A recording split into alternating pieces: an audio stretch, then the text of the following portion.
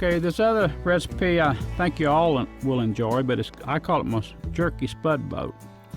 And the ingredients are 1 pound shredded jerky, 4 medium potatoes, 1/2 cup chopped broccoli, 1/2 cup shredded cheddar cheese, 1/2 cup chopped green onions, 1 cup sour cream, and 1 stick of butter cut into teaspoon slices. And you can also add chopped red bell peppers and chopped green bell peppers, and that makes it great also.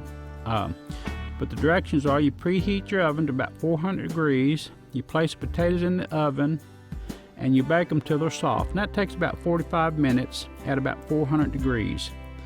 You remove the baked potatoes and place on a plate, slice it in half. You spoon on the broccoli, the onion, the cheese, the butter, and the sour cream. And then onto the center of each potato, you top it with the shredded jerky, and you'll just have a wonderful meal.